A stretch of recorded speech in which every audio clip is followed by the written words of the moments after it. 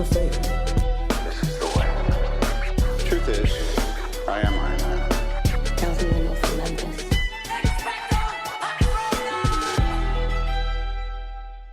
Hello, critics, non-critics, and friends. Welcome to the Film Optix podcast, where we take a glance into blockbusters, indie films, and everything in between. I'm your host, Christian, and as always, I'm joined by my partner in film, Devin. And today, we actually have a guest joining us today.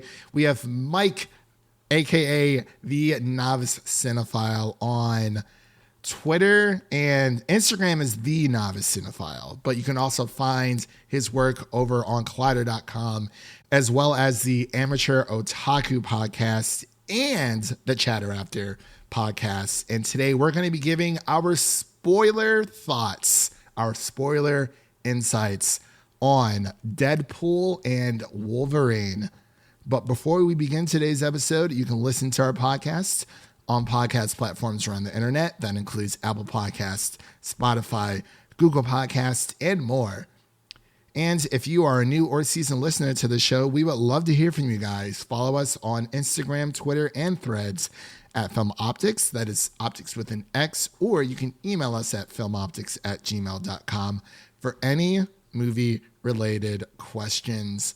Mike, it's great to have you back on again. How you been? How's your week been? My week has been hectic. You know, this is San Diego Comic-Con, so there's tons of reveals and news. Just today alone, at the time of recording, we've got a Boys spinoff, we've got The Walking Dead, we've got Rings of Power getting a trailer. So my life has been busy, but it's been fun. It was nice to step away and get back to the movies, watch one of the few superhero movies we had in 2024.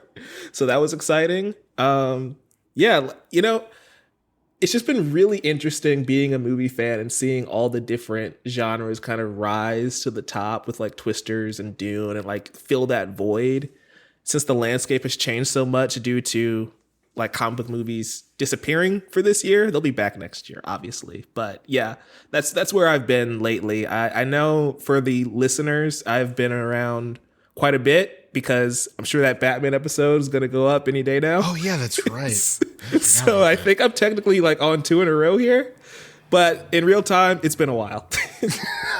Yeah, that is true. I have that one queued up. I have to remember what day it's set for. The embargo, again, for those listening, it is the 26th. The embargo for Batman is the 29th. Okay. So again, you probably are listening to this one first, even though that one was recorded a long time ago. Yeah, that is very true. Definitely check that out. And I'll also be joining Mike on a interesting topical discussion about animation and film, superhero goodness, and, you know, why it is so important to us. But Devin, what's going on? How you been, buddy? What's your week been looking like? It's been a pretty good week. I'm joining you in an aliens, all the aliens type of rewatch / first watch for some of them. Yes, I've gotten through the first two. Ooh, yeah. Oh, you're off to a good start. Honestly, I have finished my binge watch of the Alien movies, but now I want to go back and watch the director's cuts. Where are you watching them at, Devin? Just on Disney Plus. Okay, that's where I watched them at, and I don't know if those are the director's cuts and or the theatrical cuts, because I know there's like a few out there, and some of them are only like maybe like a few minutes longer. But I think Ridley Scott's for the first Alien, I think it's actually shorter, which is the first time I've heard of a director's cut actually being shorter than theatrical. But I could be wrong. I mean, honestly, Zack Snyder's ruined director's cuts for me, so I'm going to have to pass. Hey, we can't. Zack Snyder's ruined a lot of things. Past and future director's cuts. You see, that's, man. See, Devin. Did you guys see the runtimes on those new Rebel Moon movies? 3.5 hours, somewhere around there. Yeah. It's, I mean, people bring up the Lord of the Rings thing, and it's like that. It's a different thing. We can't even get into it right now because I will get so The heated. difference is that the Lord of the Rings is good. Carry on. Anyway, That easy. it's that simple. If it's good, it doesn't matter how long it is. I'm sorry. Like, that's what she said, but also that's true. Sorry, I have to bring my Deadpool sense of humor to this episode, so it's going to be very slightly fitting. raunchier than usual. Oh yeah, I actually watched the Hot Ones episode with Ryan Reynolds and Hugh Jackman this morning. It was so much fun. Like they had a blast. Yeah, I've been watching a lot of their press tour. They're just so good together. Yeah, for sure. Yeah, Devin. So I'm glad that you are enjoying your Alien rewatch. I think I saw Aliens like ages ago. Outside of that, I don't think I've seen all the others. I do remember when Prometheus came out and our friend Matt like really, really liked it. But that was in like 2012. So it's been a while altogether. I remember really liking Alien versus Predator, but that was like yeah. teenage years. Yeah, I didn't watch the AVP movies. I watched everything but those because I was like, I don't think Ridley Scott even likes those or considers those to be canon altogether. But have you been watching anything else outside of Deadpool? Or you kind of just been Alien and up? Yeah, pretty much. All right. So, as we have mentioned here before, we get into everything. I'm glad that both of you guys, first and foremost, are doing so well here on Friday, July 26, 2024. Like Mike said, we are in the middle of San Diego Comic-Con 2024. We are not there. We're just getting the information. It's flowing through like hot lava. It is crazy. Of course, we're going to be It's only going to get crazier tomorrow. Yeah, that is true. And of course, since I think this is the first time, at least from what I can remember, that a Marvel film or a new Marvel film has coincided with San Diego Comic-Con, at least from my memory. But I could be wrong, but this is the first time it's happening, at least for me. But the way that we're going to break down this episode is that we are going to give our initial reactions first, and that is going to be the non-spoiler section of this episode. And then we're going to get into the spoilers. We will let you know as soon as we hit that point, because we're going to be giving our ratings during the spoiler section. So we're going to be giving out our ratings first and then explaining why we gave it said rating altogether. But without further delay, we'll be right back after this introduction to Deadpool and Wolverine.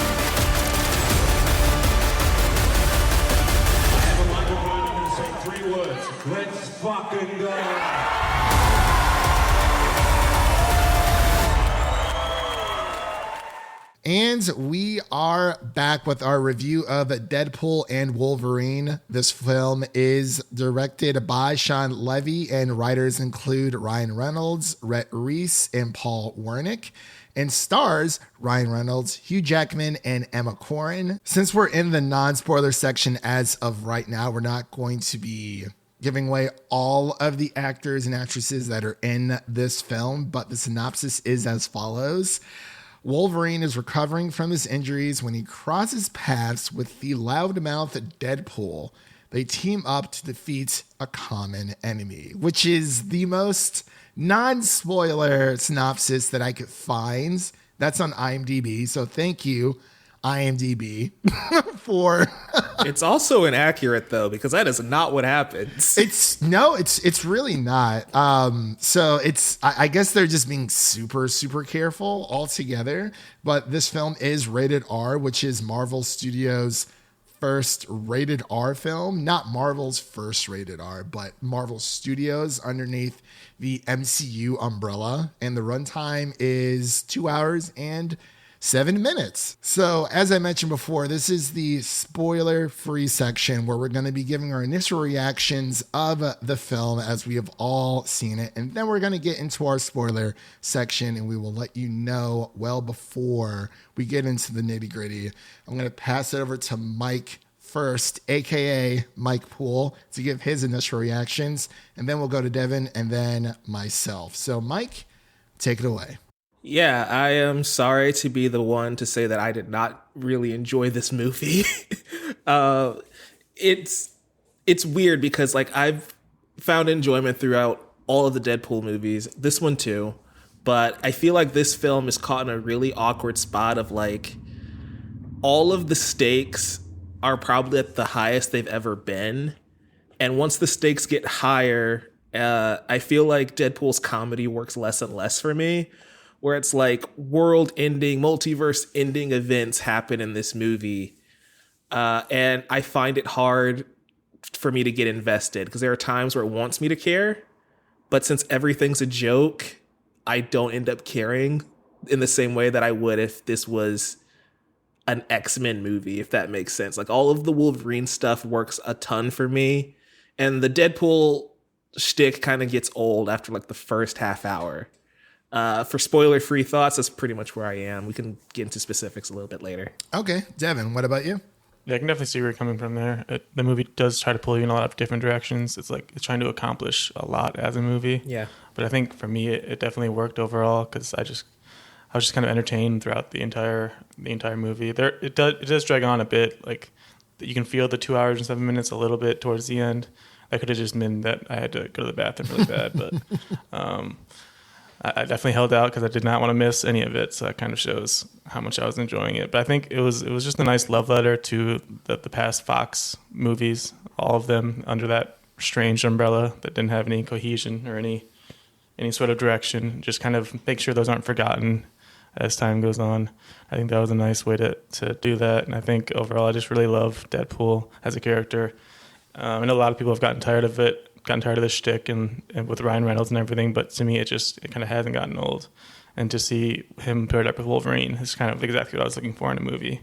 Just the nonstop action and jokes. Yeah, I agree with you, Devin. I do lean a little bit more so on the enjoyment side, but I understand Mike's criticisms when it comes to Deadpool's humor, because there's been like the main criticism of, ever since Ryan Reynolds became Deadpool, it seems that he just plays Deadpool in every other movie that isn't comic book related. And I thought about that for a while, and I was like, maybe it is just his humor. But like, if you look back at Ryan Reynolds' filmography, like he's been in a lot of serious things. I think he's just in a phase of his career where he just wants to have fun and he wants to just, experiment with what he has been given as bestowed onto him as Deadpool. But I can understand why people are kind of tired of his humor, because humor is subjective anyway. But I was nonstop laughing. Like I felt like I was laughing so much that like there are times where like I might have missed like a few lines because I was still laughing about something like that happened like maybe 2 minutes ago. But that's just a testament of me altogether. But I loved this movie because as much as, the enjoyment out of it, I kind of touched on that a little bit, but this movie had a lot more emotional pull than I expected it to. And I think that does come from the Wolverine side, like what Mike was saying. Like there are emotional moments for Deadpool in this movie as well, because it's more so, like, I want to say it's more so a Deadpool movie, but like, I feel like it's like a 60-40. I think it's more of a Wolverine story than it is a Deadpool movie, much like Godzilla x Kong, The New Empire, where it's like, Godzilla's plastered everywhere. But at its core, I think that movie is more of a Kong movie.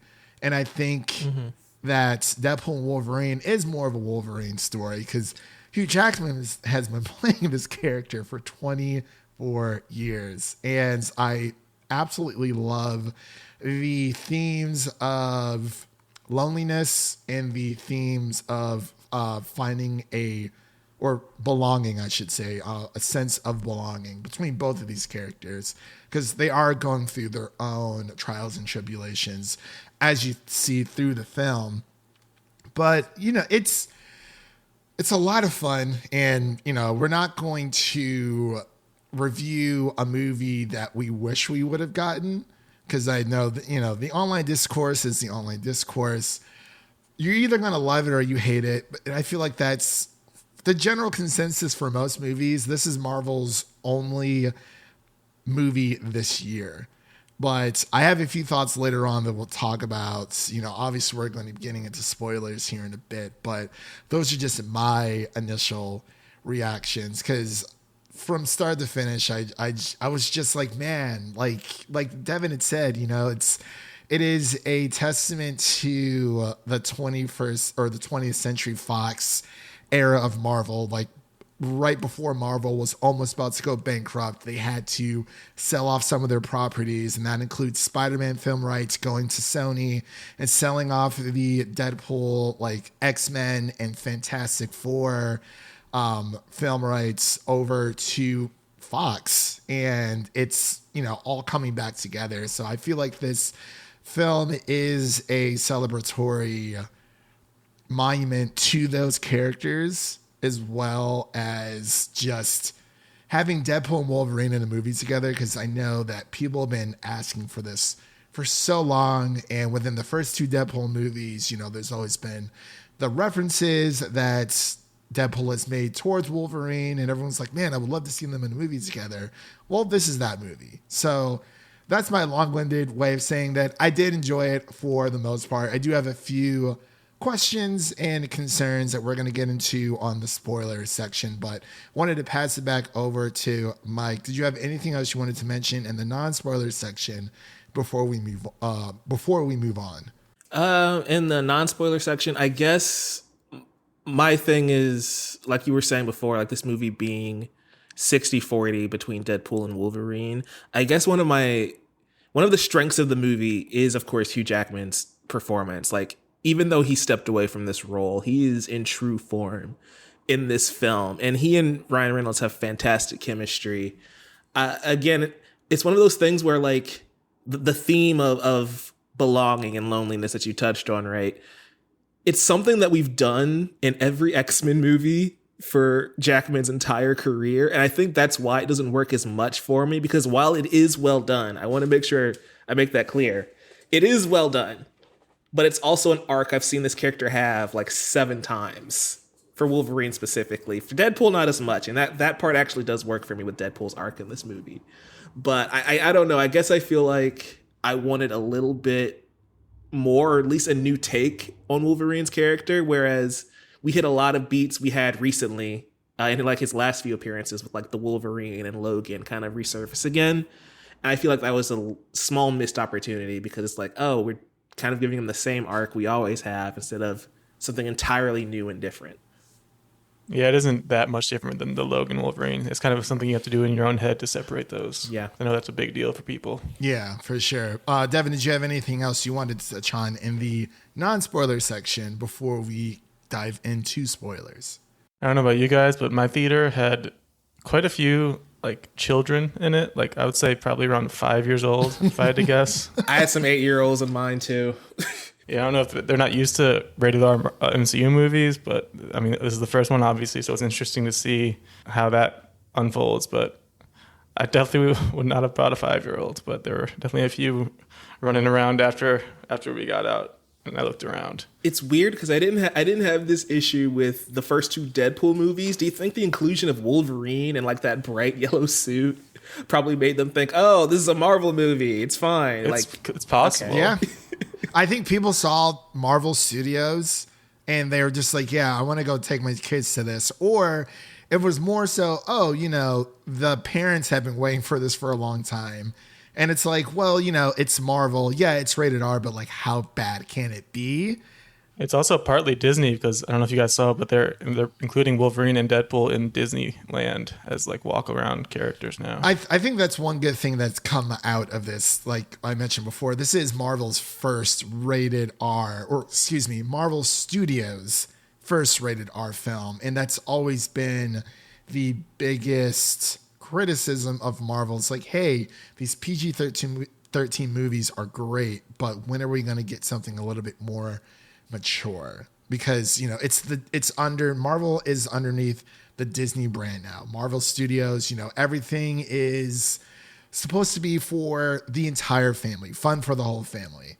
And this is, but you know, it's just. I wouldn't say fun for the whole family. I think there has to be an age minimum here. Yeah, definitely there has to be an age minimum, but because coming from where Hugh Jackman has come from playing Wolverine, those movies that he's been in, like, yeah, they were PG-13, but those were they really were for like the older audience, like even though they were like PG-13, at least from my eyes, but I'm getting a little ahead of myself. Let's jump in to our spoiler section so we can really just talk about this movie in its entirety. So if you have not seen Deadpool and Wolverine, leave and come back and listen to the rest of the episode, because I think people will generally enjoy this after they go and see it. And we are in our spoiler section now. So what we're going to do is give our scores first and then give your reasoning for those scores. So we will start with Devin and then we'll go to Mike and then myself. Yeah, as far as score goes, I was thinking somewhere around like an 81. Like I really enjoyed it, and that's probably around where I had the first two movies as well. I haven't really thought about where I ranked them. I think for me it might be like Deadpool 1 and then this and then Deadpool 2. That's just kind of where my brain immediately goes to. Yeah, for sure. Mike, what about you? I am probably at a 65 out of 100. Okay, for yeah. Deadpool, I mean, that's not bad. Wolverine. Yeah. It's, still passing grade. You're not calling it an affront on cinema like I've seen some people say. No. You're definitely not.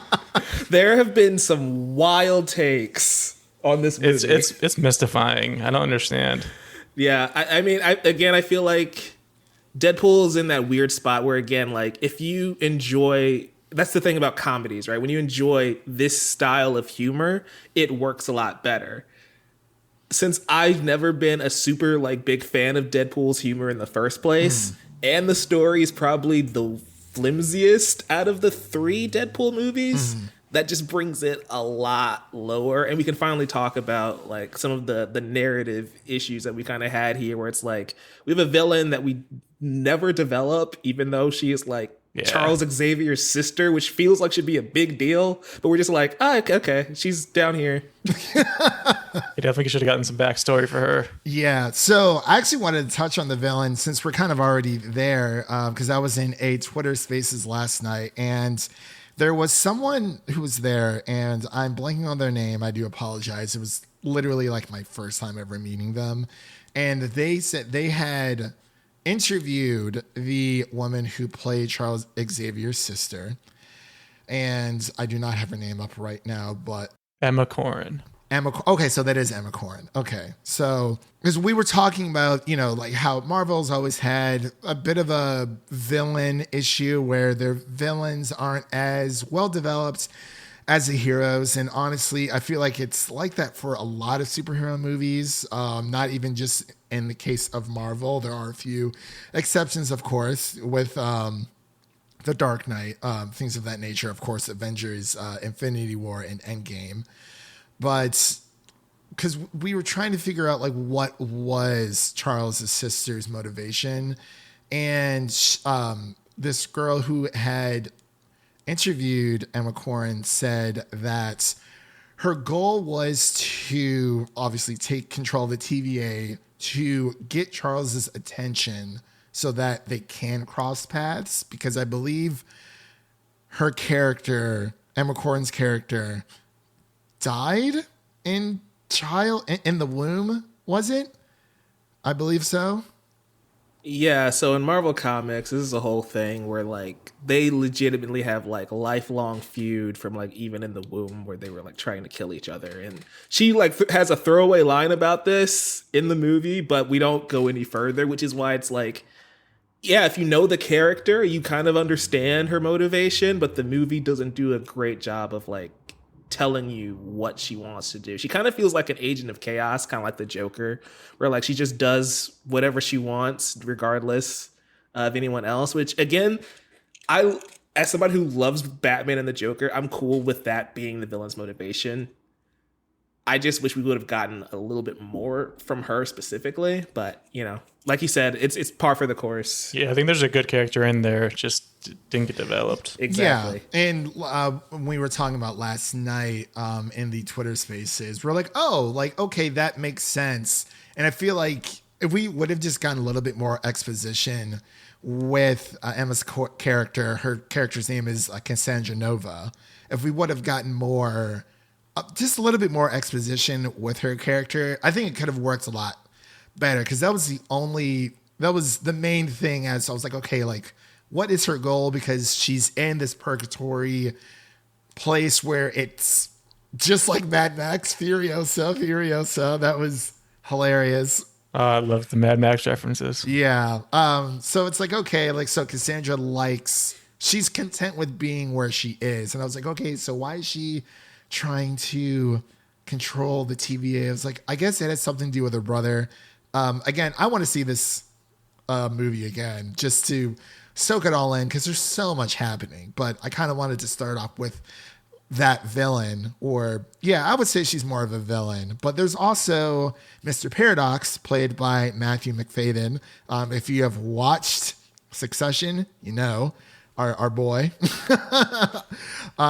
So he is more of, I guess you can say he's more of an antagonist. At least I would put him in that way. But I feel like his character was more developed than Cassandra Nova's character. So it kind of felt like they were juggling two antagonists or two villain-esque characters at once, which is, you know, you kind of have it, you know, for a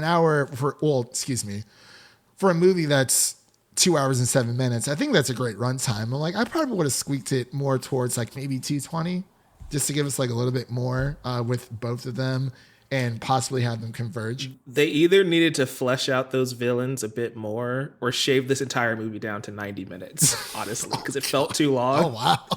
We're entering multiverse of madness territory. It felt too long for what was happening. But like you said, if they like allocated some of that time to develop these other characters, I think that would have been cool. Yeah, absolutely, for sure. So it's like, you know, I like the villains. I like what I saw. It's just I wish I would have gotten a little bit more from them. But, you know, they wanted to focus on Deadpool and Wolverine as much as possible. But there's a lot of other characters that they focus on that... Are we doing the cameos corner? Let's do it. So there's the cameos corner. There's so much to unpack here. I guess we'll start off with the big elephant in the room is that Marvel decided to reveal that Daphne Keane plays or is returning as X-23 in this film. And I wanted to get your guys' thoughts on that whole situation. And then we'll kind of get into the other cameos, which were obviously, I'm surprised that they kind of kept that under wraps for the other cameos at least. But we'll start with Mike about your thoughts of Marvel deciding to release this information. I think it was around 5-6 days before the film was set to release, or at least before the world premiere. And then we'll go to Devin and then myself. Yeah, so Kevin Feige talked about this and he was like, hey, we wanted Daphne to be at the premiere, so we put her in the final trailer. Now, she's been rumored to be in this movie and she would always deny it, you know, Andrew Garfield style. But the difference is Sony never actually revealed Andrew Garfield was in No Way Home. So, like, you always had the, like, well, was that just, like, Twitter BS? Or is he actually in it? And when it finally happens, it's still exciting. Like, you didn't know it was going to happen, right? But now, knowing that she's returning in this movie, ahead of time, it was just like, okay. And and I know you were talking about this offline, Christian, but you were like, you're anticipating when she's going to show up or what role she plays or how long she's in it, because they now reveal this vital information ahead of time. It sucks, and it took the wind out the sails a little bit, because she's the emotional like backbone of that entire act of the movie. And she is literally like the thing that spurs Wolverine to want to be a hero and want to help Wade on this journey, on this mission. And it kind of just sucks that they decided to do that, because I feel like I gave it a 65. I feel like if I didn't know she was in the movie and that was a legitimate like surprise for me, that might have knocked it all the way up to like a 70 or a 75, because that's a beat I didn't expect them to do. But once we see that reveal happen in like a trailer 4 days ago, it's like, oh, okay. And now I'm anticipating it. And now I'm slightly disappointed that she wasn't in the movie more, because she was great. And she still has fantastic chemistry with Hugh Jackman. Yeah, definitely agree with you there. Devin, what are your thoughts about this marketing move that Marvel has decided to go with? Yeah, I think it was unfortunate. But I think for me personally, it wasn't that big of a deal, because I was kind of expecting her to be in it at some point. And I think what helped it for me is that they kept all the other cameos under wraps so well. Like, I was like genuinely surprised like 5 or 6 times throughout the movie. So I was impressed that they were able to keep those under wraps. God bless you guys for not being on MCU Twitter, because those have been like known for a year. Really? So the fact that you were surprised by those, I didn't know. great. I had no clue. And I wanted to ask you guys. So when I saw this, I saw this at 4:45, like right after work on a Thursday. And so there weren't a lot of people present. There was about maybe 25 people in my theater. There were some kids as well. But I wanted to ask you guys first, when it came to the other cameos like Blade and Elektra and Remy LeBeau and the Human Torch, Johnny Storm himself, and Pyro was also in this. I don't think a lot of people knew. Yeah, I was surprised by how big of a role Pyro had in this. Like, I vaguely remember him from the original X-Men's, but he wasn't like a huge character. He was like Iceman's biggest nemesis, right? I think, yeah. Yeah. You guys don't remember X2, and it's dude, sad. it's such a good movie. Like, I want to go, like, this movie, if anything, is making me want to go back and rewatch those Fox films, but I'll get into that later on. Mike, what was your theater's reaction when the cameos such as Blade and Elektra and so forth, so on and so forth, Johnny Storm, came on the screen? Yeah, these are moments that were definitely made for film Twitter or comic book Twitter, because I will tell you, my normie audience was just like small gasps, because I don't think they remembered who these people were, which is kind of the point, right? Like, these were the forgotten characters. Like, if Storm and Cyclops showed up, people would have had a bigger reaction, but it's like the people in my audience, I don't know if they even watched Blade or Elektra, like there was a big cheer for Johnny, but I think it's mainly because they recognized Chris Evans. I don't even know if they remember that he was Johnny. Yeah, it was interesting for me because I watched it with my sister and she didn't know any of these characters. So it was kind of just me freaking out a little bit. Yeah. And then I had to explain to her afterwards. That hurts a lot. That hurts so much. I'm sorry. I mean, the movie kind of leans into that idea, though. And those are the moments, again, where like you said earlier, Christian, like, we're reviewing the movie we got, not the movie we wish we got. But like, this movie has so many similar beats to Days of Future Past, of a world that's ending and us having to travel and find a hero to help us, save the universe from dying. And so I really wish the core of this movie was Wade goes and finds Logan, and then they team up with this group, and that's the movie. And this is like X-Force 2.0. Yeah. I think that would have been awesome, because that part of the movie is the best. And it's not just because it's a cameo fest, but I feel like seeing having a bigger supporting cast, because a lot of the movie is just Wade and Logan. And I think that's why it got a little tiring for me, because since I don't like Wade that much, him playing off of a bigger group of people makes him more bearable. That's why him and Negasonic Teenage Warhead worked, or Colossus, or Cable in the other movies, and Domino.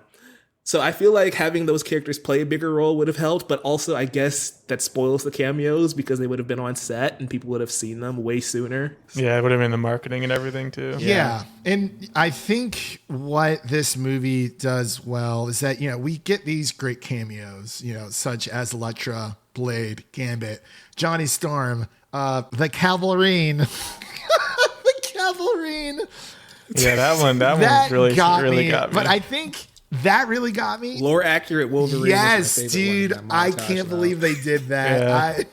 That's the one everyone can laugh at, no matter if you have the comic knowledge or not, because he just looks funny. It's funny because everyone's clamoring, like, we need to have, like, a comic book accurate Wolverine. And I'm like, do we? Here you go. Enjoy. But, like, Enjoy Daniel Radcliffe. The shorts need a hero to look up to, too, that's guys. True. That is very true.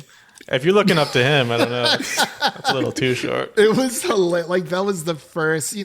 To be clear, for everyone obviously listening, since we had the film Logan and Wolverine did die, this is just a different Wolverine. And I think if you're able to separate that in your brain, this film works, especially the opening scene with Deadpool just like defiling. Yeah, how many people were pissed off, like completely pissed off the first 5 minutes? That's what I'm trying to figure out. But like overall, like if people feel like this film kind of undoes Logan, that is, that is their opinion. I can't say it's right or wrong. I just thought it was hilarious. It doesn't undo it, but I do think it's weird how like the first announcement video for this movie, right, is Ryan Reynolds and Hugh Jackman saying, "We respect the audience and we're not going to ruin Logan. Don't worry about it." And then the opening scene is just literally him like destroying the corpse. Is just on. I can see why people find that funny, but I'm just sitting here like, oh. I mean, if you did this and you did make the video, I probably would have been fine with this. But now it just feels weird and manipulative and kind of gross. Hey, that is a fair take. That is a fair take. I know people did not like that scene. It's almost like Mr. Krabs. He's like, "Am I really going to defile this grave for money? Of course I am." And he just like goes in for it. Him digging up like the grave and pulling the corpse out, I was fine. Using it as a weapon where it was just like, okay, this might be a little too far for me. And the bye montage. The song was banger. A great song to open it up. I'm like, yeah, kids. I don't know. It's weird because like we're older Marvel fans, but it's like the like Gen Alpha and like the younger Gen Z, like younger Gen Z. It's like, do they know who NSYNC is? And it's like, we're getting to that. Of course they are. They've seen Brooklyn Nine-Nine. It's true. Hopefully. That's very true. But it was also nice, since we're talking about cameos, we've talked about, and this is probably one of the deepest cuts. It's Channing Tatum playing Gambit. That one might have surprised me the most, other than Cavill, I think. Because that's like... Just seeing him in live action, it was just so jarring. And then the voice... He was obviously doing like overkill, like bad on purpose. I imagine. Hope so. I don't know. He might have been trying. I don't know. It's Channing Tatum. Who knows? God, that was. But it's funny because, of course, Deadpool was just like poking at him the entire time. He's like, "Yo, who is your dialect coach?" And that was probably the deepest cut because I don't think a lot of people knew that, but people in my audience were like gasping when they saw Channing Tatum as Gambit. And when they kept... Yeah, there's no reason for the general audience to know who a live action Gambit is. Yeah. So I was surprised that people in my audience actually knew like the story behind, Channing Tatum was supposed to be... Were they gasping at Channing Tatum being Gambit, or were they gasping at Gambit in general? Because remember, we're in the Gambit renaissance now, thanks to X-Men 97, so people know he exists. That's true. It definitely was Channing Tatum being Gambit because of the references that they kept making. Those same people were laughing, and like I was like, okay, so they know the story of how Channing Tatum was supposed to be playing Gambit, and all of that. So it's like I wanted to make sure that they knew because I was like, is it like you said, is it just Channing Tatum? But I'm like, no, it was him actually playing Gambit. I was like, okay, they're understanding those references. And yeah, of course, Happy Hogan coming back, making a nice little appearance. And I really liked the scene because he pretty much kind of explained what an Avenger is all about. And of course, Deadpool wanting to join the Avengers so that he can essentially, get his life back and win the love of his life back. And I do find it interesting that they kept mentioning the Avengers more so than the X-Men. Because I feel like with the X-Men and out of all the cameos that we got, they've been great. But I feel like if they would have mentioned the X-Men more, I feel like people would have been expecting to see those characters appear. And it's like, I think the cameos for what they had outside of X-23, Laura, I think she's more of a story beat than like an actual cameo, or maybe a little bit of both, where like, a surprise character. But I feel like if they would have focused more on the X-Men, it might have been bogged down too much by people expecting to see like maybe Halle Berry returning, like reprising a role as Storm and so on and so forth. I'm not entirely sure, but what are your thoughts about that, Mike? It's all meta commentary. Think about it. Like, why is Deadpool the only character from the Foxverse that gets to be carried over? Yeah. Right? Like, you've been chosen to go to the sacred timeline, which, by the way, I know we're not trying to get too, like, into the lore of a Deadpool movie, but what's the sacred timeline? Like, what point does this movie take place? Because as far as I know, Loki got rid of that bullshit, right? Yeah. I heard from somewhere that it was post Loki season 2. That feels right, but that's why it's like sacred timeline. What? But anyway, like it's all meta commentary of like what we're done with the X-Men. Until the X-Men appear in the MCU, it's all about him becoming an Avenger because the X-Men aren't in the MCU. Yeah, I mean, it is a way of turning the page from the past Fox endeavors, and because that is going to be the next saga, more than likely, is the mutant saga. Right, and so that world ending and Deadpool being the only one to survive it is literally what happened to that franchise, right? All of those movies and characters are gone, but Ryan Reynolds' Deadpool gets to remain. And I do like his character feeling that guilt throughout the movie, where he is the only one and he doesn't want to leave his friends behind, because that is literally what's happening. So it was a nice analogy there. Yeah, but he's literally dragging Hugh Jackman to do this until he's 90, which Kevin Feige has just come out and said Hugh Jackman is Wolverine until further notice. So yeah, he might be doing this until he's 90. So it's all just being super meta. That's why, to answer the question, that's why we don't have the X-Men, because they're getting rebooted, except for Wolverine, apparently. That's a good segue. I was going to ask you guys, I'm surprised they were able to get Cavill, first of all. Like, that was rumored for a while, but the fact that they actually got him to be in it, do we think there's any future for him? I mean, he looked great as Wolverine. I don't know if he wants to do it. I hope so, but we won't know until we know. And as much as on paper it sounds fantastic that Henry Cavill coming in as Wolverine at some point in time, because Hugh Jackman's been doing this for so long, and I don't know. Like, it would be nice. Or maybe he'll just play a variant, or maybe it was just, Henry is such a big nerd. He's like, I was like happy that he did this. Like, of course he would do it. Like, he's like one of the biggest like actor nerds out there. Honestly, it's funny we're even like theorying any of this, because there's probably gonna be stuff announced tomorrow anyways. That might just blow all this out of the water. Oh yeah, this might age like milk. Yep. I mean, yeah, TBD. But Mike, go ahead. I was just going to say, I feel like Cavill in this movie is like John Krasinski in Multiverse of Madness, where it's like, it was a nice nod, tip of the cap to the fans who are like, yeah, we see your fan casts and we'll do our best to like acknowledge it a little bit. But no, I think Cavill won't be, like, he might be a different character. I don't know if they want him as Wolverine. Again, he's way too tall. I'm going to die on this hill. That's fine. That's fine. Make Wolverine short. But he's way too tall. But also, like, what age do we want to cast a new Wolverine? Because that's the tough question, right? Because like Wolverine is a non-aging character, so technically anybody could play him, but like the longevity aspect of, you're going to play this character for another 10 15 years, and Cavill was in his 40s already, I believe. Does he still fit that age bracket of like, yeah, he's gonna have to be Wolverine until he's like 54 or whatever? Yeah. You know? I think the biggest laugh out of my theater was the joke when Deadpool said, "You're going to be playing Wolverine until you're 90." And like, I think that got the biggest chuckle, like the biggest like laugh out loud moments in my theater, at least. But how was your guys' theater experience? Did you guys see this with a big audience, or was it more on the small side? Since you guys both saw it on Thursday as well, correct? Yep. Okay.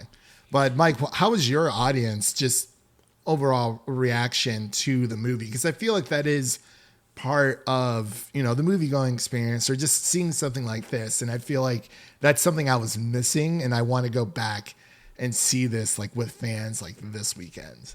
Yeah, I'm really interested to see what the audience reception is going to be like going into a second weekend. Are there going to be repeat viewings for fans, right? Because my audience, like, they laughed, they had fun. Like, I can tell that they enjoyed the movie, but there weren't as many like pop-offs as like a No Way Home or, of course, an Infinity War or an Endgame.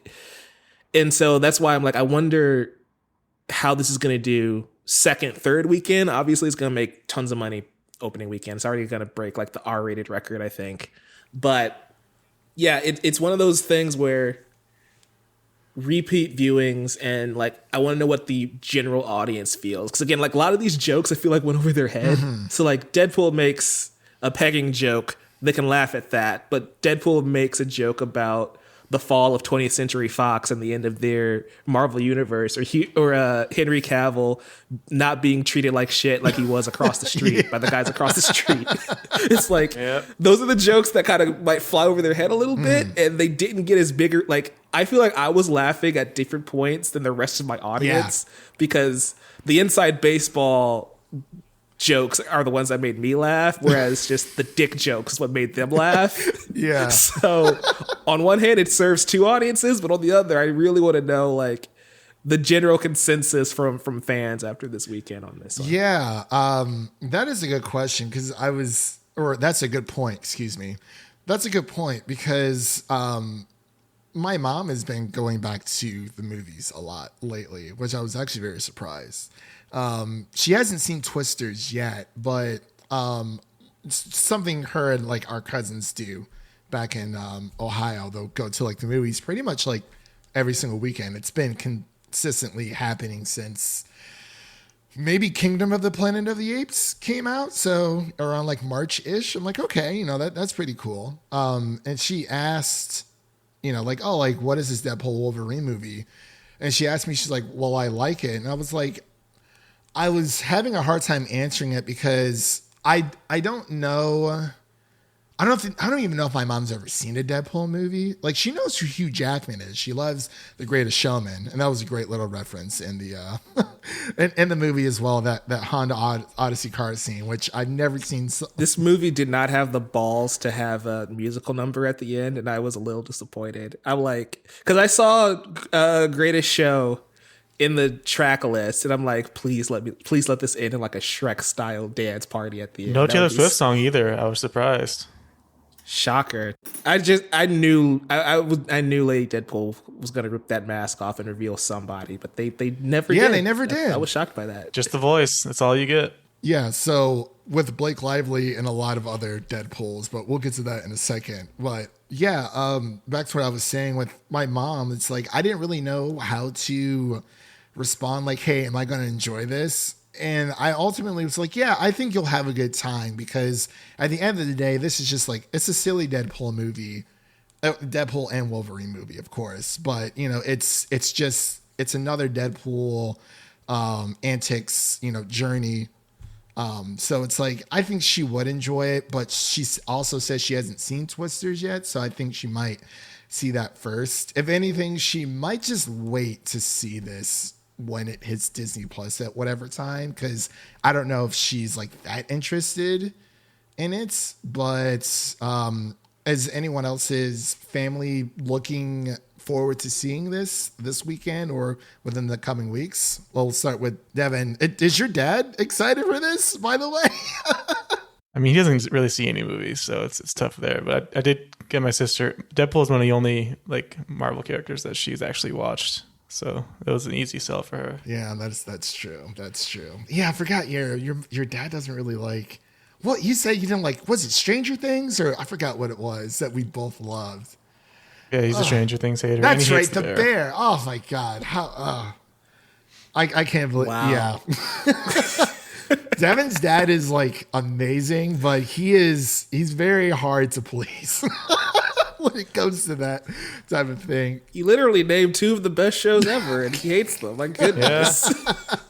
Well, Mike, are you planning on seeing this with your family, or is anyone else in your family looking forward to seeing Deadpool and Wolverine within the coming weeks? Yeah, my mom actually went with me to watch Nice. it. This is her first Deadpool movie. She's seen every MCU movie up to this point. This was a big part of my childhood. I know the MCU's been around a long time, where I can say big part of my childhood. But like we would go see X-Men movies and Spider-Man movies, and the MCU just became a part of that tradition. So now it's like, okay, she notably has avoided Deadpool because she never thought she would like it, but she's seen all the X-Men movies and all the MCU movies, so she was kind of forced into having to go see a Deadpool movie now. And her takeaway was that character is weird, but she still like enjoys Wolverine, even though he's forever tragic and sad. She really did like the scenes with like him and Laura. And again, like that's my point of they really are the emotional like heartbeat of the movie in that second, third act. But yeah, as far as like family, for me, they probably are gonna avoid this one generally because they just didn't care about Deadpool before. And I think a lot of like it's weird, a lot of people that I know in my inner circle are just like, when are they gonna reboot the X-Men? Because like they love the X-Men and they're like, why is Hugh Jackman still here? What are we doing? Didn't he die? And I'm just Yeah, it's kind of interesting as a whole, like in the larger scope of things. Deadpool hasn't been a popular character until like 2016 when the movie came out. Like obviously he had a lot of fans, but Yeah. he never really was a huge character.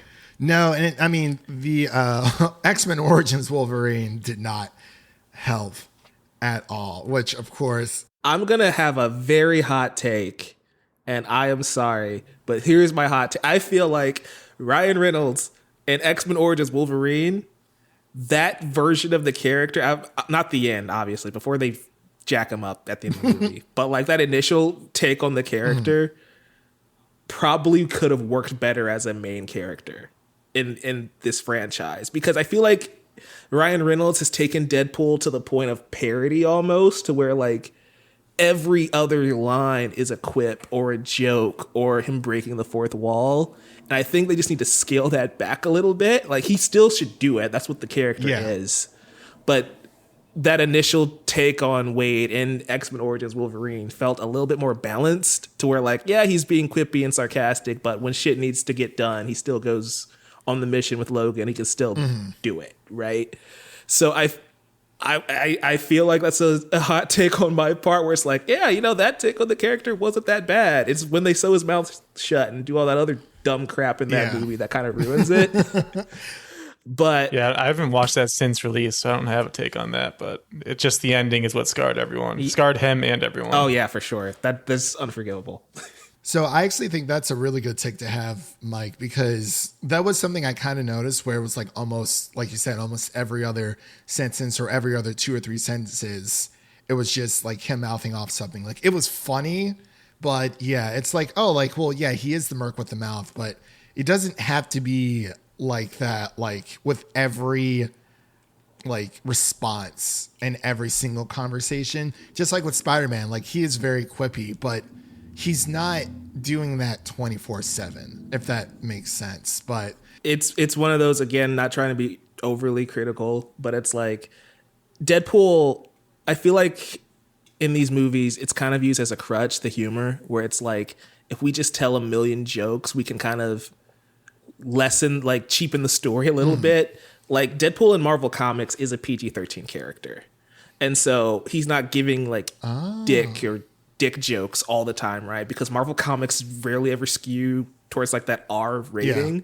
So I feel like in the movies they take all of the humor of the comics and ratchet up to 11, but then they don't bring the rest of the character up with them, which kind of makes them a bit grating after a while. That's why I feel like this movie would have been a little bit better if it was a little shorter, because you can have the same number of quips, same number of jokes, but we won't have those lulls where it's just kind of like him and Logan at a diner and nothing of significance is really happening, or we spend time with them just like bickering with each other, and it's like those moments aren't bad. Like, again, nothing in this movie I would say is bad, but I feel like we were just there a little too long and nothing of significance really happened for a good chunk of it. I understand where you're coming from, because I think those are constructive criticisms that can be said, that should be said about the movie. Like we said, you know, people online have been very hyperbolic, and it happens every time a Marvel movie comes out. It's like, you know, people are allowed to dislike a movie. If a movie is not for you, that is totally okay. Like 1000%. But I think Mike's, his concerns and his criticisms are sound. Marvel discourse is so weird to me, because it's just like, The color grading. What are we doing? right, like those are the complaints where it's just like, huh? Everyone's a freaking master of color grading all of a sudden. Everyone's a graphic designer now out of nowhere. The cinematography is like, dude, come on now. This is a Deadpool movie. Did you want this to be Blade Runner? That's exactly what it is. Like, what are you expecting? Yeah, and I feel like Fast and Furious movies get the same thing. They're like, oh my gosh, this is so unrealistic, and you know, all this, like, so it's like it knows what it is. This movie, Deadpool Wolverine, knows exactly what it is. And that's okay. It's totally fine. If the movie is not for you, that is A-okay in my book, because film is subjective. Yeah, it's all about like managing expectations and knowing what you're in for, right? Yeah. Like, a lot of my complaints with this movie are just like, I see opportunities where it could have done things better. Yeah. And that can be frustrating, but like, I know I'm in a Deadpool movie from start to finish. Like, I knew what I was going to get mostly when I walked into that theater. It feels like some people walked into McDonald's expecting like them to have a Michelin star. Yeah. And it's like, guys, what do you want from these movies? Be real. Yeah, it's like oh, like we're going to McDonald's. Oh, like, well, it's not Cheesecake Factory or, you know, whatever other 5-star restaurant. We're like walking into the Bear, even though that's not like a real restaurant. It's like, yeah. I feel like, I don't know, people are a little bit delusional when it comes to that stuff. And it's like, you can say a movie is not for you, and then you don't have to be like cynical towards it, because people who did enjoy the movie are going to be like, oh, well, you didn't find anything that you enjoyed. Like, I feel like there's some type of enjoyment for everyone here if you're willing to look for it and willing to just kind of give it a chance. At that point, it just becomes rage baiting, and then they pull I can't even look at my replies right now. It's crazy in there. Okay, you were asking for it. You brought it upon yourself, but yep, go ahead. Yeah, people saying it's like one of the worst movies ever made. I'm like, okay, come on, buddy. Come on. Like, hey, if you didn't like the movie, like I said, that's fine. But like, one of the worst movies ever made. That's when everyone, like we said, the color grading. I'm like, oh, everyone's a graphic designer now. Like, it's always funny when you get the worst movie ever made line, and it's like, you do know that this movie is referencing Elektra, which is a way worse movie, right? Yeah. Like, it's literally going out of his way to remind you. And Fan Four Sticks in the mid-credit scene. You guys remember that one, right? Fan Four Stick is there. Like, we see the Juggernaut from X-Men Last. You mean to tell me this is worse than X-Men The Last Stand? Yeah. Also, we didn't have Juggernaut say the line, and that kind of hurt. It was also a different actor. I don't know who it was, but it wasn't. Maybe that's why he couldn't guy. say it. He couldn't get the voice right. Yeah. but no, What did you guys think of the mask for Wolverine? We finally got it after 30 years. I think it was hype at first, but then it kind of wore off a little bit. I thought it was. So was that CGI? Was that like an actual? I feel like at some parts it was CGI, but I think it was a mixture of both, probably. mixture of both. Okay, that's what I thought. I liked the cowl though. I thought it looked great because it's so hard to rip something out of a comic book and put it in live action. And we've seen how some costumes just look utterly ridiculous. Like the Halloween episode of WandaVision where, she's donning like her comic book accurate, like everyone's donning like their comic book accurate outfits. And it's like, yeah, it's like that's basically like ripping it off from a comic panel and putting it on screen. But I thought it looked good. Like I was surprised he kept it on for so long. I didn't want it to be just for like They owed us Christian. He had to wear it for as long as they could. This is his 12th appearance as the character? Yeah, first time being yellow, first time wearing the mask. Yeah, the costumes themselves look so great. And of course, X-Men 97 pulled that jab where Cyclops is like, gear up. And it's like, well, what kind of costume is this? Bishop was talking about. He's like, and Cyclops is like, what did you expect? Black leather? I was like, oh my God. Shots fired. I love how that is line for line ripped from the first movie. What did you expect? Yellow spandex? It's just like, yes, that is what we expected. You're the X-Men. But Feige did confirm they chose black leather because of Matrix, basically. Like on the original X-Men movies. Yeah, that was like during that time, like the early 2000s. Like, yeah, that was the look to go for movies. But to answer your question, like, yeah, like I thought it looked great, and like you said, yeah, they definitely owed us. So he kept it on for quite a while. I thought it looked very good. But yeah, what did you think, Mike, and then Devin? I thought it looked stupid. Oh. Like, don't get me wrong. I am not going to sit here and be mad that they did it. I'm glad they did it. It was about time we got Wolverine that mask. But it also confirmed, it's like, you know what?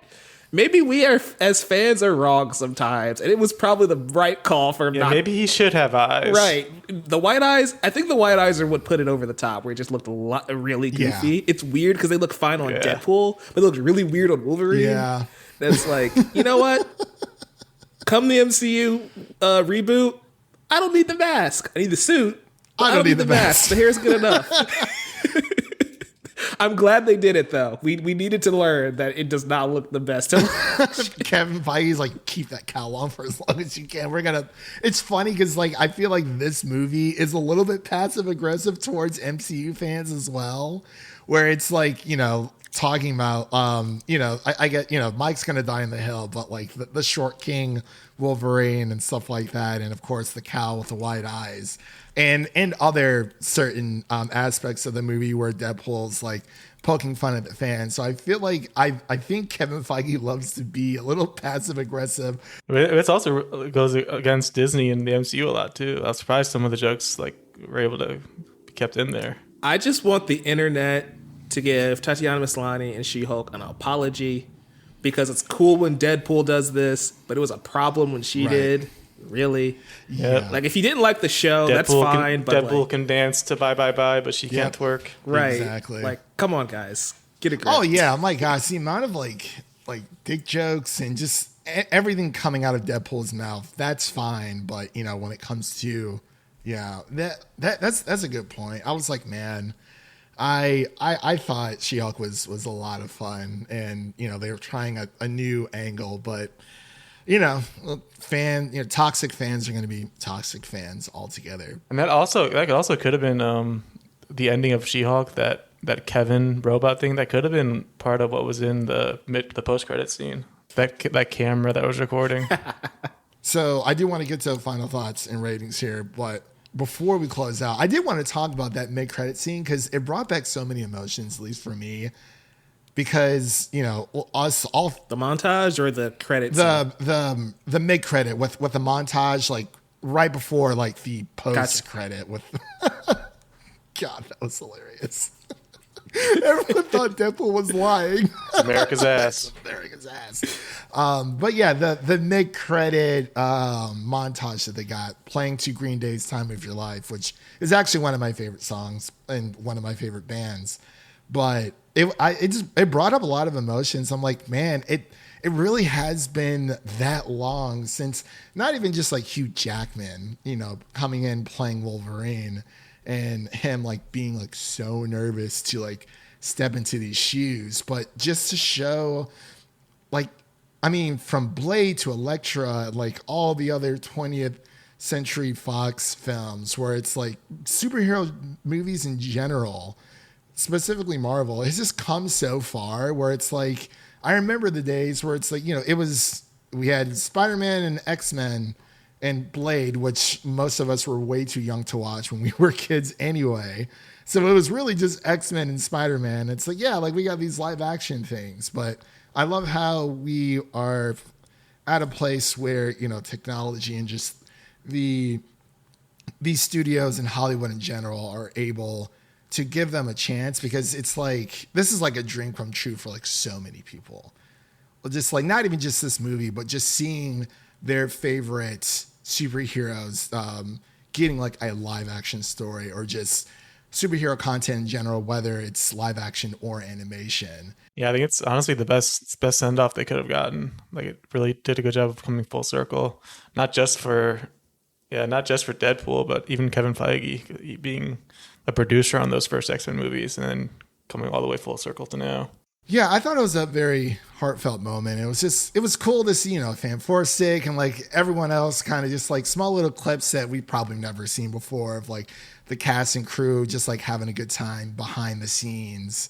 And it's like, those deep cuts, like Blade, like that was like the first, like the OG. Like no one in my theater, by the way, no one, I was the only person gasped when I saw Wesley Snipes. I was like, okay, I cannot be the only one here. That man does not age. He what the hell is doesn't. happening? He really is a Literal vampire. I about screamed when I saw Elektra, though. I'm not gonna lie.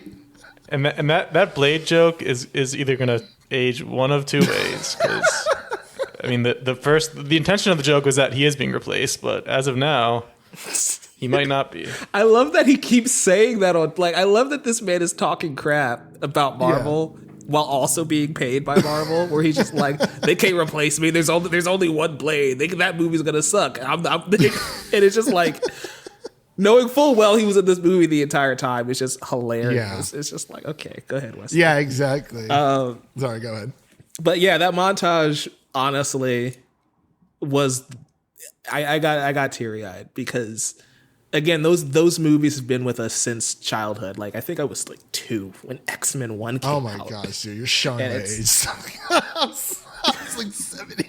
I'm sorry, but like my entire point is like, I literally grew up with those movies, good and bad. Like, they carried superhero movies until the Avengers took off in 2012, right? And even after that, we had masterpieces like Days of Future Past or Logan come in after, or Deadpool like revitalizing the genre in a way of like, yeah, we can do R-rated comedies. And like, each of those movies, for better or worse, did have a lasting impact. Even Daredevil, which I love the joke of like Jennifer Garner just not giving a crap about Daredevil anymore. It's just like, it's fine. Meta. But no, like I loved that montage and seeing those characters. It did make me a little sad that we didn't, if this is the farewell, it's like, oh, we didn't get to see the X-Men proper in any capacity, not even in a flashback. Right. But again, budget reasons, it's probably going to cost a lot of money to get all those actors back, even for a scene. Yeah. I mean, Chris Evans probably took up half the budget. Yeah, I was just about to say, that was one of the, he's like, do you know what he's doing to the budget?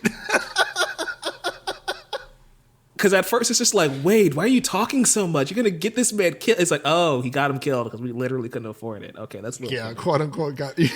That post credit, he was like, for those of you, roll the tape. That was perfect. I love how it, like, he said all the lines, but then he said, you can quote me on that. It's like, well, if he gave him a pass to quote him on that, oh well. That's the end of that. The one time that Deadpool was not lying. And like that Boston accent was perfect that Chris Evans did. And I hope him and everyone else, just had a great time kind of just like returning back, if not for a brief moment. for this movie. But yeah, like you said, Mike, I love, just to be current right quick, I love that like today there was a news story that came out where like a reporter asked Chris Evans, does he think about returning as Captain America? And he's just like, no, not really. Yeah. He's like, oh, but you can return as Johnny. He did the quote. Didn't he do the quote? No, Yeah. no, I Nope, don't think so. I don't think I will. The old man cap quote. Yeah. And it's just like, oh, but Johnny, that's the one you were really chopping at the bit to come back for. Okay. Hey, yeah, he's trying to get a quick check, like he's in, he's out. Not another teen movie too, coming soon. Oh my God, that would be amazing. Heck yeah. Yes. But yeah, like you were saying, Mike, and we'll close out here in a second. And like you said, you were like 2 years old. I was 8 when when X-Men came out in 2000. And like, I was just over the moon. Like, it's like, oh my God. Yeah, I remember seeing X2 in theaters with my dad.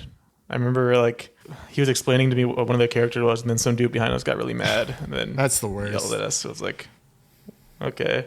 I wasn't old enough to go see X2, but my dad took me to see X3 as my first X-Men movie, and that was a thing that happened. Yeah, I mean, yeah, it is what it is. But like it's the growing pains. Like you're gonna have, like you said, Mike, for better or for worse. Like it's the growing pains of some of these movies, but they're all significant because they got us to where we are today, where it's like, hey, like this worked out. We're not gonna do this again. And, whether or not it's Jennifer Lawrence coming back to playing Mystique, and she's like, hey, I want out in Dark Phoenix. I mean it. And she just, she was there for like half the movie, and she said goodbye. Yeah, were there any Dark Phoenix clips? There was. Yeah, there was a few from both, from X-Men Last Stand and from Dark Phoenix. I can't believe they ruined that story twice. Oh my gosh. Yeah, the first time I can kind of forgive them because it's like it's the first time doing a live action, but like the second time it's like, okay, come on. Yeah, if you're not gonna knock it out of the park, just don't try again, because now the MCU can't do it. They can't do Dark Phoenix again. Like, we can't do that movie a third time. Not for a very long time. Yeah. Not for a very, very that storyline is put on ice. I will say there's a certain charm to the Foxverse where it's like, yeah, even the bad ones are like, even though they're laughably bad, like X-Men Origins Wolverine, there's still something like, hey, at least you guys tried. They still feel like very authentic, like attempts, which is something I feel like some fans don't feel from like MCU of like Marvel formula, blah, blah, blah. It's like the X-Men movies, for better or worse, were always trying to do something very different. Sometimes it worked, sometimes it didn't, but I respect them for it. Kind of like the opposite of the Sonyverse. Yeah. They just throw anything on the screen without any real care. Yeah, I guess that's a good vision. point. The Foxverse at least felt like attempts. Sony's just like, we're not putting Spider-Man in these movies, but we got to get him out there. Let's go, Venom: The Last Dance. Yeah, Sony's like, you know, our clause of the deal is like they have to release like a Spider-Man focus related film like every so often, or else they lose it's like every 4 years, right? Can't those just be Spider-Man movies? El Muerto, come on down. Yeah, no, that's literally why we get some of these random movies, and that's exactly why we got the Andrew Garfield movies, because it was coming up and they were going to lose those license, and they're like, oh, we gotta, in order to keep this license, the film rights at least, you know, we got to pump out something. But yeah, you're right, Mike. It's like going back and like I do want to go back and like revisit these movies because it's been so long. It's the production of how movies used to be made, and they have that authentic and just like that old school feel to them where they're not all perfect, but like this is like what we had growing up. And kids today are like so lucky they didn't have to go through those growing pains, but at the same time I'm happy that they're going through a different set of growing pains. Yes, they are. Depending on, I don't know if they realize it or not, but maybe they won't when they get older. Because it's like, hey, I used to love X-Men Origins of Wolverine when I was a kid. But now I'm like, you know what? Not that great. I do find it really funny that as a fandom, right? Like one of the biggest things in the 2010s of it was like, hey, Marvel needs to get the rights to the X-Men or to Spider-Man because Fox and Sony are ruining those characters. And like once they finally do, Marvel has to resort to nostalgia baiting us with Fox and Sony interpretations. It's just like, hey, the MCU's not doing too hot, but hey, we're gonna get Tobey Maguire back and Hugh Jackman, and that'll make everything right. And it, for the most part, it does help. I just think it's funny. It's like, wow, the tables have turned. Yeah, that is very true. Well, let's get into our final thoughts and ratings. I would love to talk about Deadpool and Wolverine altogether. I know we kind of gave our ratings again, but if you guys don't mind just giving them one more time, just in case for anyone who's still listening, thank you. Because we've had such a blast talking about this. We'll go to Mike and then Devin and then myself for our final thoughts and our ratings for Deadpool and Wolverine. Yeah, for my final thoughts, again, Deadpool and Wolverine is a fun time. It's a 65 out of 100, I would say. It has some great jokes. Not all of them land for me. I think Wolverine's arc is still really good, even though we kind of retread familiar plot points. I even like Wade's arc. We didn't touch on it too much, but like that idea of him like feeling that survivor's guilt a little bit, right? And wanting to do right by his friends, I think was really interesting. I wanted to get a little bit more from that character in that sense, but you know, you win some, you lose some. I love the cameos. I love that the fan service and the cameos in this movie did feel like they served the story for the most part, except for like the Henry Cavill one. And they weren't dead people. Right. They weren't weird CGI monstrosities like the people down the street who did fan service last year. But no, like I've seen people comparing those two, and it's just like, what are we doing? No, they're completely different. And it's like, I love that we were able to give them a purpose. I love that we were able to see those characters again. And they were just really fun. And they were really funny. Like Gambit is one of the funniest running jokes in this movie of just like, what the hell are you saying, my guy? And I need to know what his real Gambit voice would be. That was crazy. yeah. They're great. And it's like there's a lot of things that work in this movie. Dogpool, we didn't touch on that, but she's such a good girl. Gotta love her. Definitely.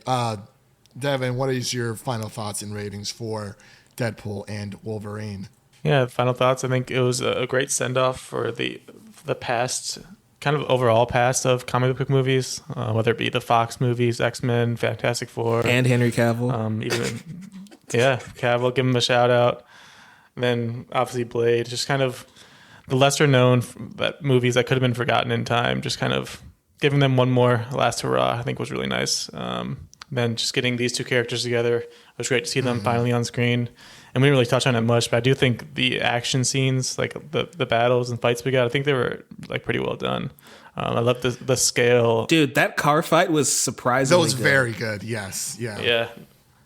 All the Deadpool versus Wolverine fights are great, and then that huge scale fight with the team up at the end, I thought that was really well done too. Definitely. For my final thoughts and ratings, I would give this a solid 85. I think this is like a B plus in my book. I absolutely loved it. You know, like there's things that they definitely could have done better with the villains, more so than anything else. But yeah, like you guys have been saying, I feel like I'll probably just be echoing what you guys are saying, but like it's a great time. Like I knew exactly, you know, just kind of like the buddy comedy that this was, but at the same time I didn't know what the story was exactly, so I was kind of surprised when I saw the TVA and whatnot. So I count myself among the lucky few who did not know like any leaks outside of the ones that Marvel let loose themselves. But yeah, it was, a testament to everything 20th Century Fox. The themes of loneliness and sense of belonging is probably one of the best parts of the movie. I think that at its core, it's where Daphne Keane kind of shines there. And the whole conversation when Wolverine just like rips into Deadpool right before the car scene. And again, I've never seen someone hate a Honda Odyssey with so much passion. I was like, wow, he really does not like this brand. He does not like this car at all. But, leading up to, he's like, oh. I know we're in closing thoughts, Christian, but I did want to toss a question before we go to both of you guys. So, as you guys know, at the end of the movie, they pretty much save the day. Their timeline gets to exist on a little bit longer. Do we see Hugh Jackman and Daphne King come back? I was actually going to ask that as well. because Daphne's the only one Yeah. that shows up at the end, not the other three, Yeah. which was interesting. I would like to see Daphne Keane come back in some shape or form. Yeah, I'm just wondering, like, because it's alluded to in the rumor mill that Wolverine's not going to be, like, in the X-Men proper, at least for the first go-around. So, like, do they just skip to Laura? Or They could. I wonder how that's going to work. They also mentioned at the end, like, not only did they save their universe, but what they did strengthened it and made it, like, move on stronger, Yeah. however they worded it. So kind of alluding to something Right. continuing from it. Yeah, I think they definitely could, Mike. I wouldn't hate it because I mean, like as much as we joke about, Hugh Jackman playing this character till he's 90, it's like we gotta kind of move on, or at least either recasting or kind of just like passing the torch to X-23 for however long if Daphne Keane decides to keep on with that role. What about you, Devin? Yeah, I think it'd be great to have her included in whatever kind of mutant saga they got going on next. Like I said, we'll probably find out tomorrow. Yeah, we'll definitely see for sure. But with all that said, thank you all for listening. Of course, Mike, thank you so much for coming back on at such short notice. It's always great to have you on. I know it was kind of just like a spur of the moment type of thing. I was like, I knew what we were doing this, and I was like, well, let me see what I can grab really quick. My day has been kind of crazy, but Mike, let everyone know where they can find you, what you have going on in your life right now as far as what's coming out on your respective outlets. Yeah, thank you guys so much for having me back. It's always a blast talking with the both of you. As far as what's coming up on my end, I interviewed some superheroes. We'll keep that under wraps until that drops on Collider.com. But there's some radical dudes. That's all I have to say for a new show that's about to come out. And it was a fun time. Also, I'm reviewing Batman Caped Crusader for Collider. You probably are going to hear Chris and I talk about that in like a day or so by the time you guys get this episode. So back-to-back podcasts from me there. Over on the Amateur Otaku, more superhero stuff. We're talking the ending of My Hero Academia, the manga. And My Hero Academia Season 7 Part 1. The show is on break, and it is intense. So we're going to break that down this week as well. On the chatter after, we're probably going to do a recap for San Diego Comic-Con. There's a lot of announcements that you're probably aware of right now, but we're going to be breaking that down later this week. And we'll probably talk Deadpool and Wolverine again over there, too. Yeah. You can get Cliff and Brandon's thoughts on that. You can follow me at Novice Cinephile on Twitter, TikTok, YouTube, and The Novice Cinephile on Instagram and Threads. I think those are all the links and the things. Christian's got it in the description, I'm Yeah. sure, so you don't have to remember all that. Yeah. Bye. Yeah, thank you again, Mike, for coming on. Of course, I'll link all of where you can find Mike and his work in the episode notes of this podcast episode. And that concludes today's episode. If you enjoyed what you heard, make sure to subscribe to our podcast on your preferred podcast platform of choice. And make sure to follow us on Twitter, Instagram, and Threads at Film Optix. That is Optix with an X. And don't forget to share an episode of our podcast with a fellow movie lover, whether it be your mother, your brother, or your significant other. Spread the love for the Film Optix podcast. And really quick, let's take a sneak peek at what's coming up next on the show. So Mike already mentioned that he'll be returning for our Batman Caped Crusader spoiler-free takes on July 29th, Monday. That is when the embargo lifts. You can also check out our Twisters review that we did, as well as a 4K Blu-ray review roundup that I did, as well as our The Bear Season 3 review and our Maxine review. Those are just a few things you guys can check out on the podcast as of right now. As for what's coming up, there's a lot of stuff. I believe we're going to be covering Trap. I think that's the new M. Night Shyamalan movie. That's probably like our next thing on the docket movie-wise. But with all that said, thank you all for listening. If you enjoy the show, please take a moment to leave us a 5-star rating and review on Apple Podcasts and Spotify. And make sure to stay connected with us by following us on Twitter, Instagram, and Threads for the latest updates. That was Devin, Mike, and I'm Christian signing off. And remember, life is like a movie. So go out there and make it a blockbuster. Peace.